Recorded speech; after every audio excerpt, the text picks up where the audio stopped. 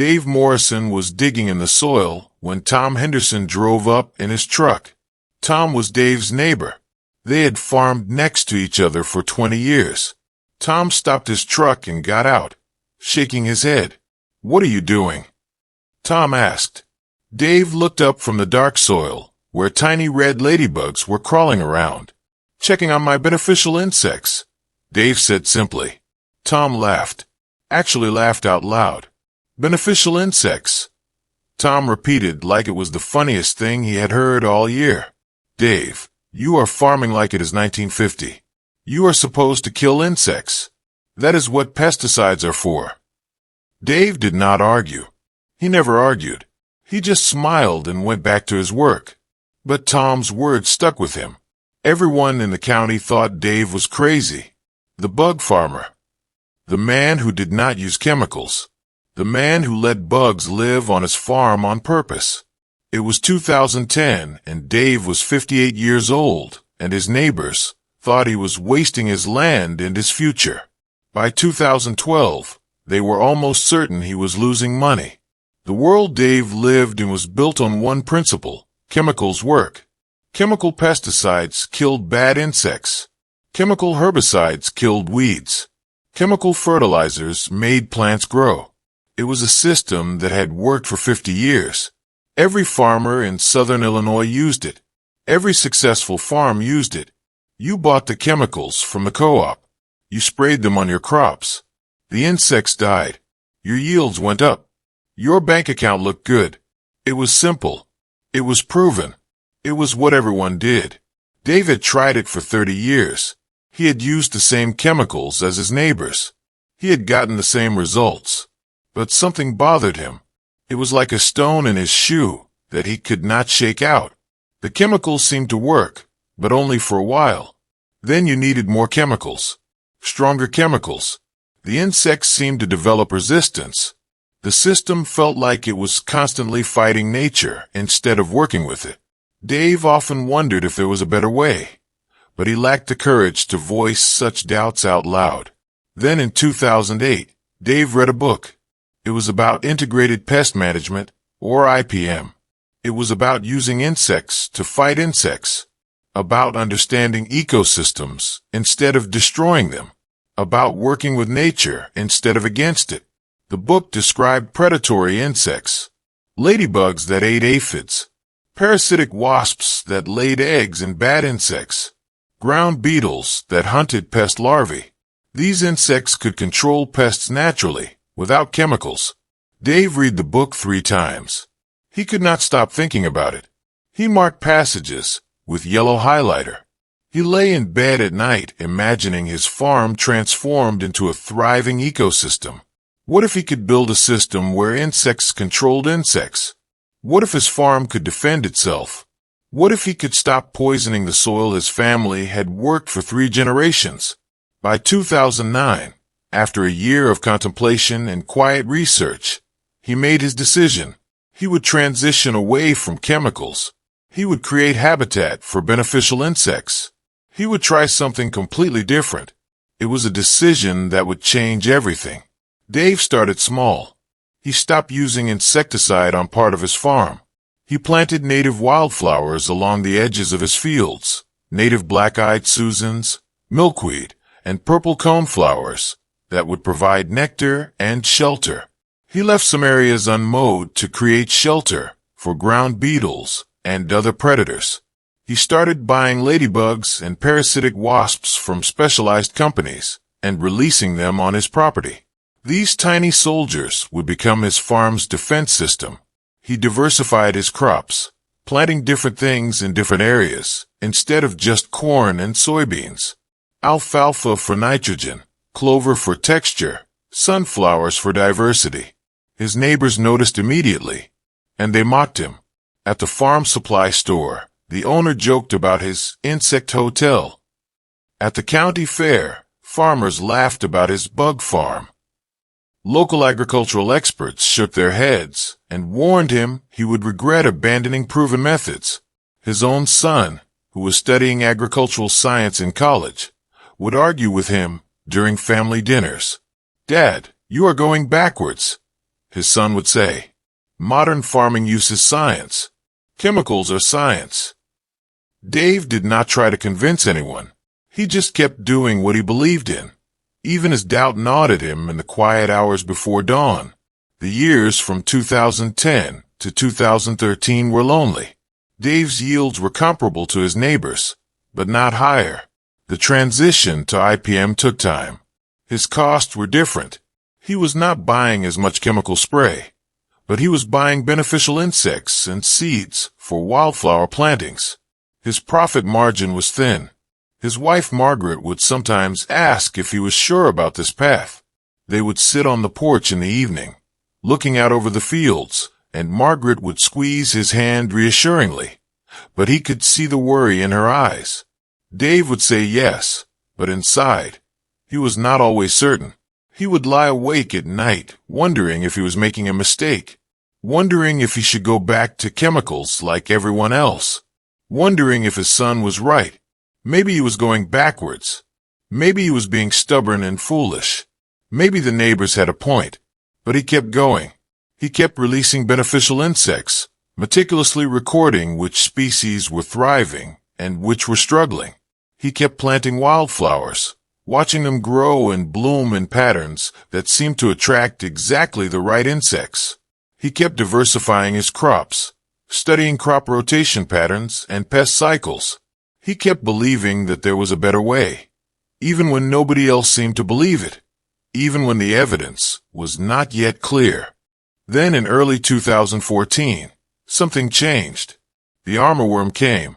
Not just a few. Millions. A plague of armyworms descended on the region like a biblical plague. The insects covered crops. They ate through leaves with voracious efficiency.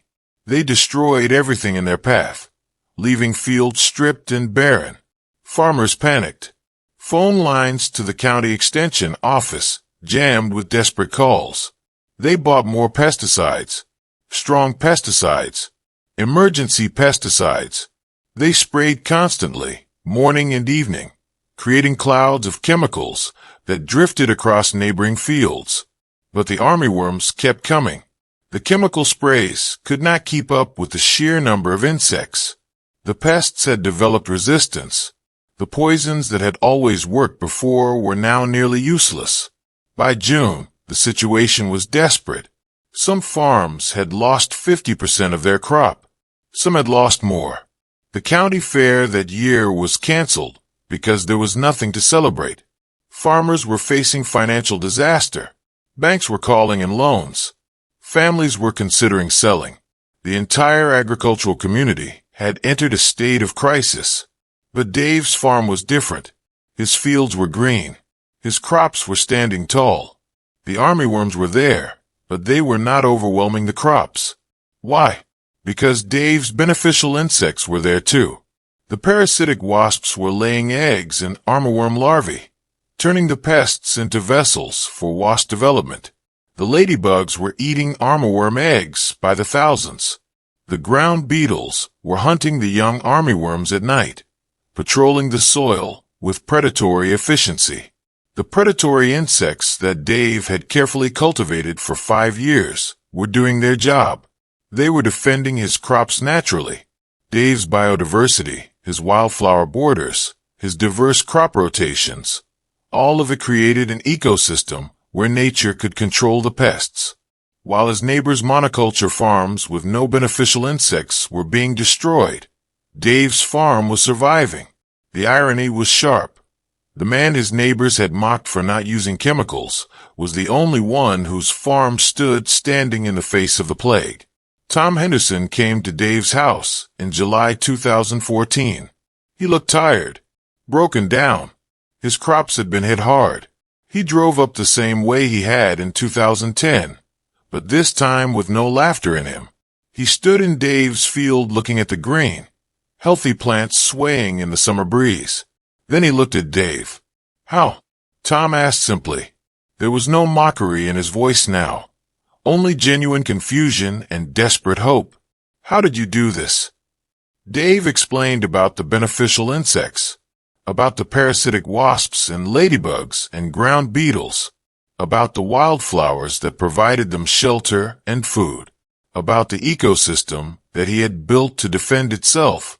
Tom listened like he was hearing about magic. "Can I learn this?" Tom asked. His voice was humble now. "Can I do it too?" Dave nodded. "Yes," he said, "but it takes time. It takes patience. And you have to believe in it even when people are laughing at you. That is the hardest part." By the end of 2014, 5 other farmers had contacted Dave. Then 10. Then more. They wanted to know how to transition to IPM, how to attract beneficial insects, how to build diverse farms. They came to his farm on Saturday mornings, walking the fields with him as he explained the science of beneficial predation and ecosystem balance. Dave became a teacher without planning to. He gave tours. He explained the science with surprising eloquence for a man who had barely spoken for decades. He showed people the beneficial insects under magnifying glasses, pointing out the delicate wings of parasitic wasps, the spotted backs of ladybugs, the armored bodies of ground beetles. He explained how predators and prey balanced each other in eternal cycles. Universities started calling. They wanted to study his farm and document the results. Agricultural journals wanted to write about him. Dave Morrison, the bug farmer who everyone had laughed at, suddenly became Dave Morrison, the successful farmer with innovative pest management strategies and a proven track record. His son, who had doubted him, came home from college and apologized. They sat in Dave's study, surrounded by books on entomology and ecology, and the boy, no longer a boy, but a young man, found the words that had been stuck in his throat. "I was wrong," his son said. "You were right. This is the future of farming. This is real science. It is just science that works with nature instead of against it." Dave hugged his son, and for the first time in many years, they both cried. "It is okay," Dave said. "You were learning. That is what matters. We were all learning." By 2016, Dave's farm was producing more than ever, not just in yield, but in profit. Because his costs were lower, he was not buying expensive chemicals anymore. His soil was healthier, richer with microorganisms and organic matter. His ecosystem was stronger. His farm was resilient in a way that chemical-dependent farms were not. When a crisis came, his farm survived. When other farms struggled, his farm thrived. The future, it turned out, belonged not to those who fought nature, but to those who understood it. The story of Dave Morrison teaches something important about innovation and belief. Sometimes the future is not forward. Sometimes the future is backwards.